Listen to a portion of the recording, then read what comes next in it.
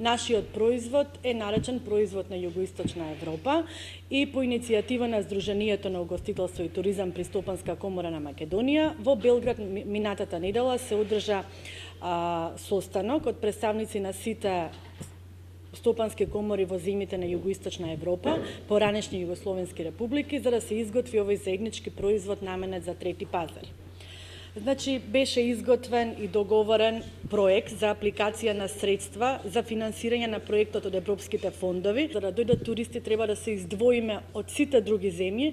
Ние, како суштински ликови од оваа територија, секако Јосип Броз Тито и мајка Тереза. И ние се договоривме првиот производ со кој што ние ќе настапуваме цела Југоисточна Европа од Словенија нели до Македонија. Тоа ќе биде рутата на Тито, односно тоа е по сите анализи и по сите, тоа е ликот кој што највеќе може да допринесе туристи од целиот свет. Сите имаат земји во околината, све што имаме и ние. Значи, ние мора да се издвоиме со некоја приказка, со нешто што е специфично за овој период, за овој регион и како заедничка иницијатива на сите, затоа што ова е заеднички производ, освен Јосип Броз Тито и мајка Тереза немаше друг предлог. Тоа има предлози за римските цареви, меѓутоа тој проект веќе го има направено Хрватска. Значи од Кумровец до Вила Билјана и до сите тие разни итинерари во врска со животот и делото на Јосип Броз Тито. Значи од неговите омилени места, од разни приказники има.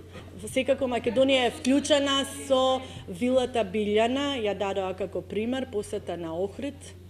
Се направи заклучок во оваа тура да биде од 11 до 15 денови, во Република Македонија да биде престојот од 2 до 3 дена. Значи, најосновно за да се донесат овие странски туристи да не патуваат со автобуси по 12-13 сати, секако се авионската поврзаност или брзите возови што во цела екс-Југославија недостасуваат. Значи, ние во овој момент можеме да понудиме само туристичка, односно со високот со автобуси да се понуди, што за жал за тоа треба и многу време. Потребата од овие активности на туристичката индустрија од следниве причини. Во далечната 1990 година во Македонија имавме 1 милион туристи.